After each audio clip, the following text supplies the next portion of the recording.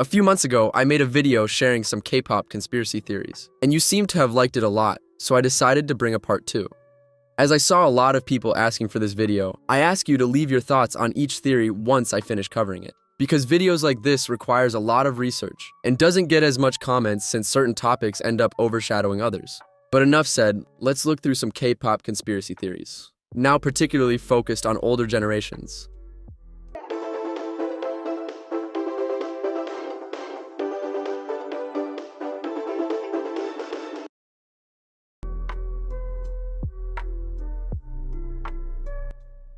G is a song that needs no introduction, already being named the greatest song in the history of K-pop by Rolling Stone. The track became a cultural phenomenon and catapulted Girls' Generation to stardom back in 2009. So much that until July of 2012, and Oppan Gangnam Style, its MV held the title of most viewed K-pop video on YouTube, despite being uploaded to the platform with a 4-month delay.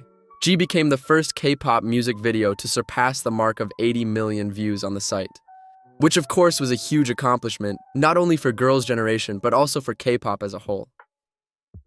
But the achievement didn't please everyone, in special, fans of TVXQ, also known as Cassies. And it was not even because of their well-known rivalry against Girls' Generation's So Ones, but actually because plenty of them claimed that TVXQ had already reached the milestone prior to G. That's right, according to some fans, the first K-pop video to hit 80 million views on YouTube was not from Girls' Generation, but from their label mates TVXQ with pt.2, which again needs no introduction as aside from being considered the big starter of the Hallyu wave. The track is just as unforgettable as G, and if you're a newer fan who don't recognize the TVXQ version, you surely recognize from one of your favorite idols' cover. pt.2 was released on September 19th of 2008. And back then, YouTube was not what it is today. So unlike the current norms, pt.2 wasn't officially uploaded to the platform when it first came out. As previously remarked, G was also posted to SM's official YouTube channel with a delay. But instead of just 4 months, pt.2 was posted on SM's channel on November 25th of 2009, a whole year after its original release, and currently has been watched over 93 million times, hitting 80 million in 2022. But some fans who witnessed the era claim that in reality, the MV hit this mark way prior to that. But SM stole the views, so that the group would not be the ones to hold the record, possibly due to the lawsuit scandal that happened in July of 2009. And that led to the departure of the 3 members, who shortly after would become JYJ. To make things even more confusing, this theory has 3 different versions. We can still see if we go to SM's channel, that the company was already posting MVs from other artists prior to the lawsuit. But all of TVXQ's MVs were posted after the whole scandal, which matches the version from fans who claim that pt.2 was uploaded prior to the date that's on YouTube, but was deleted along all videos from the group following the lawsuit, and later on reposted. But other fans tell a different story, saying that the views actually vanished after SM shifted their official channel from SM Ent to SM Town. There are old screenshots that shows that the MV had already hit the mark when the channel was still called SM Ent. It is speculated that they were taken around 2011 and 2012, taking into consideration YouTube's layout and the fact that in one of them we can see the Keep Your Head Down video that was released in 2011 being recommended when it was still at 8 million views, which was reached at the start of 2012. This screenshot shows that pt.2 was posted on the exact same date that's on YouTube right now. But if we put its link on Wayback Machine, it shows that the video still had 11 million views by the time of the screenshot. 2011 was the year where fans started to complain about the views going away, and that SM shifted their official channel. So this could be the period when the views supposedly went away. In 2012, TVXQ fans started a project to get pt.2 to 80 million views again. The final version regarding this theory says that the pt.2 upload that reached 80 million views was actually made by a fan of TVXQ and taken down due to copyright reasons. I got low-key obsessed over this topic, so I decided to deep dive into the research to try to find any evidence. So keep in mind that this next part is not part of the theory, but a result of my own analysis.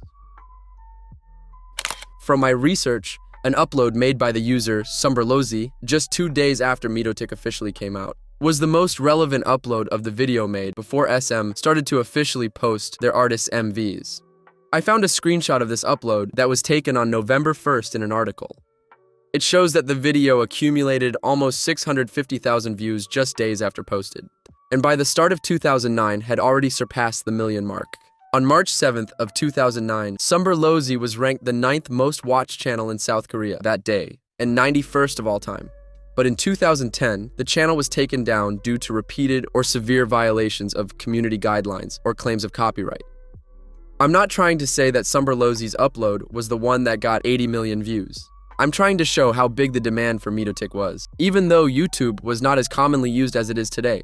So who knows, maybe SM did remove a fan upload that was getting too many views.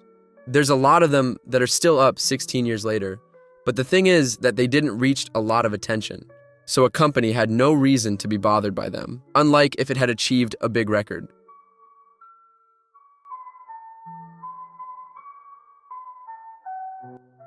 As we're already speaking of epic tracks, Roly Poly of T-ara has gained its place in K-pop's history as one of the most memorable releases ever made. Being South Korea's most downloaded song in 2011, it's still stuck in the minds of millions and millions of people, including the intro that goes, "Where did you go? Did you hide somewhere else again? Did you like that?" Which are very innocent and even cute lyrics, but believe it or not, there's a theory out there that claims that this intro is not as inoffensive as it seems. Some people believe that there's actually a creepy hidden message behind it. After playing the song in reverse, it was discovered that the part sounds very familiar to the following words. "You don't know anything about me. It's really, really fun. I'm going to kill you."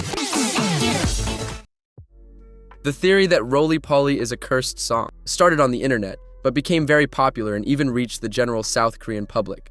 The topic was already covered on TV shows several times during scary-themed episodes and gave chills to the ones present after the reversed version was played.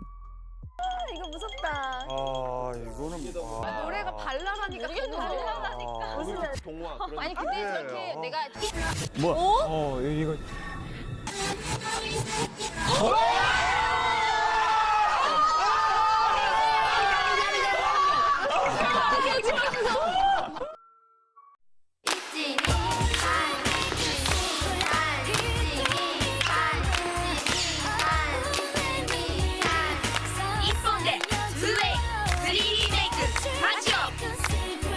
two-way.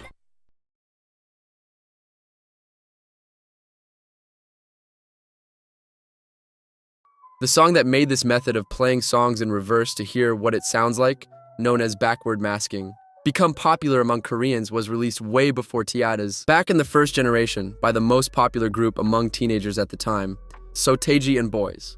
Despite being idols, the groundbreaking trio was known for pushing the boundaries. Along with their hip-hop and rock sound, they used to touch on very controversial topics in their tracks.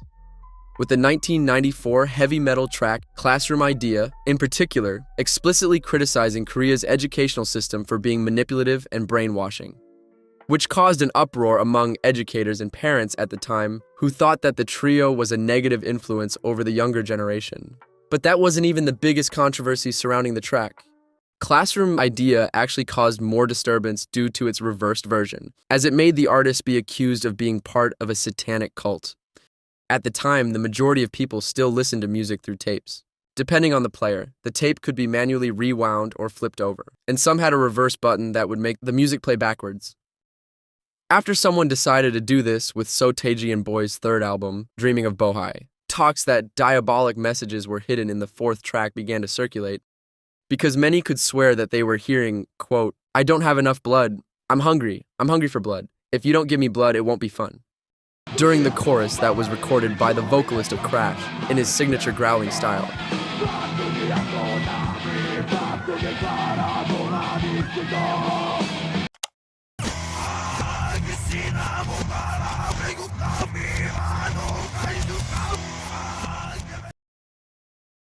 By 1994, the backward masking technique had already caused controversy in other countries several years prior. So the fact that South Korea was experiencing its first case, so late compared to other countries, helped many to believe that the lyrics of Classroom Idea in reverse weren't just a weird coincidence. attaching the fact that Classroom Idea is a heavy metal track to the original theme of the song and the supposed hidden meaning behind it. A theory that Seo Taiji and boys were Satan worshippers who were trying to corrupt the new generation with their beliefs against conservatism, and that you could listen to the devil's voice if you played their record backwards, took over South Korea. 사탄을 사랑한다고 하고요. 피가 무질라 막 그런 말하고요. 이게 나와요. 확실하게 나와요. The theory did reach the online world, but at the time, the internet wasn't as accessible as it is today. So the theory was created and mostly spread by word of mouth, which made it way harder to achieve wide attention, but not impossible. The theory increased the sales of Dreaming of Bohai as people wanted to check if the story was real, and others didn't want to damage their original tape by rotating it in reverse, so they would get an extra copy instead. When he first heard about the theory, the leader of the trio didn't care much, but this quickly changed as it was completely blown out of proportion. Students started to take the tape and players to school to confirm if the story was really true.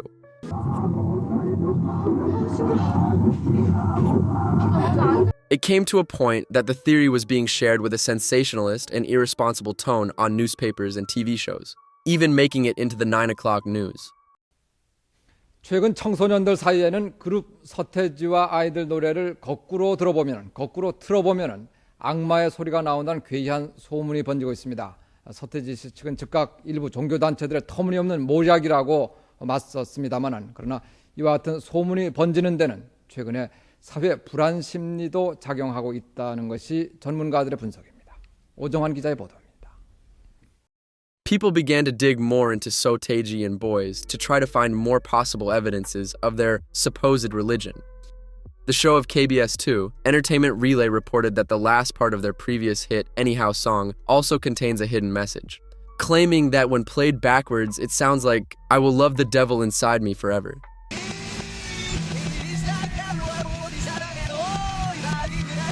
Even Protestant churches hopped on the hype of the story and started to protest against Seo Taiji and boys, telling their followers to not consume the trio and bury their albums, claiming that the famous peace symbol necklace that Seo Taiji used to wear was a satanic symbol, and even that he was Satan himself.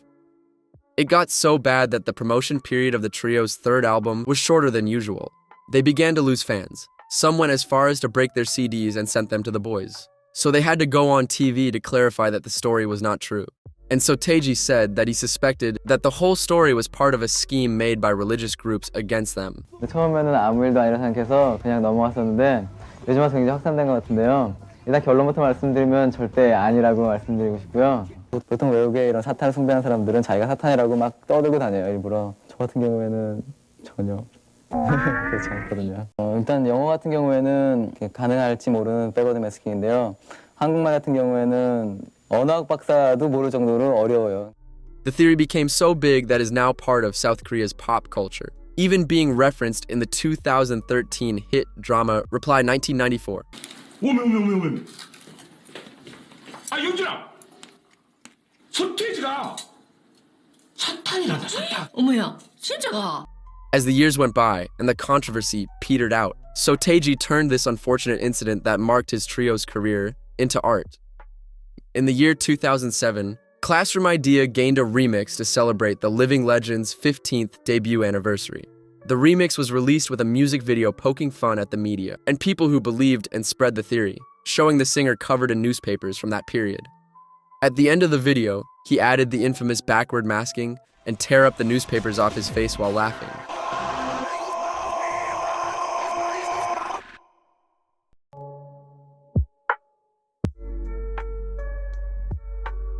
Founded by the former member of Seo Taiji and boys, Yen Hyun-sok, YG Entertainment arrived in the K-pop industry in 1996 and since then was established as one of the big three, revealing several stars. A notable amount of them share one thing in common aside from talent and fame: paranormal stories, including inside the company's dorms. Unlike all the previously covered theories, this one didn't arose thanks to the public or media spreading rumors, but actually from claims of the artists themselves, who already shared the experiences they had inside the YG dorms. Taeyoung of the legendary boy group Big Bang stated that him and his members often had encounters with ghosts in their dorms, and that the ghosts seemed to follow them even after they moved. The boys would hear someone knocking on the door when they were showering or using the computer. and strange noises coming from the speakers after turning off the computer. In 2010, the main vocalist told the famous story on the show Strongheart that changed his point of view and made him start believing in the paranormal, saying that one time when he was getting ready while all his members were asleep during a dark and rainy morning, he started hearing ticking sounds coming from the computer speakers. Taeyang was positive that the computer was turned off, but he continued to hear it. But now the sound of the speakers turning on, that eventually transformed into a sound similar to radio static and a voice speaking in tongues. After that, he went to the bathroom. While he was washing, he started to hear someone trying to turn the door's knob. He thought that it was one of the members trying to scare him, so he started to shout, "Stop doing that," and walked to the door. But before he could open it, he heard someone kicking the door, which made him froze for seconds, until he was finally able to open the door, and saw that all members were still sleeping. On the same show, Taeyang shared a story of when their dorm was still empty and had no electronics at all. G-Dragon recorded a video showing the rooms. After watching the video, they noticed that there were radio static sounds and an alien-like voice speaking an unknown language in the background. After that, the Big Bang members started to have hallucinations, even claiming that they saw Taeyang in the dorm when, in reality, he was out. One of the alleged paranormal activities that Big Bang experienced was caught on camera. While they were shooting the show Big Bang TV, TOP's iPod started to blast music by itself despite being turned off.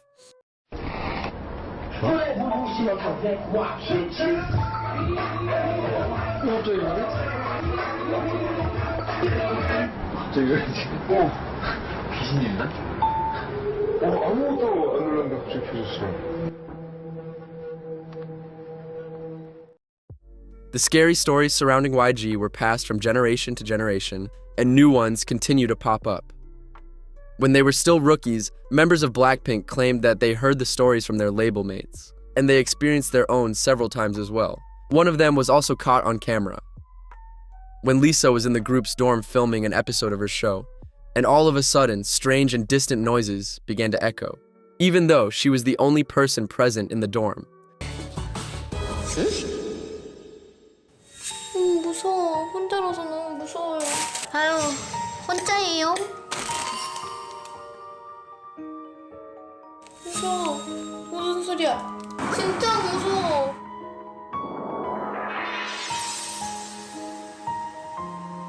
나밖에 없는 거 맞아? 네, 없어요. Most recently, Jihoon of Treasure revealed that he has seen tons of ghosts, especially when he was training. So although this theory started a whole decade ago, it doesn't seem like it's going to end anytime soon. I hope I was able to live up to the first part of the video and mainly that you guys enjoyed it.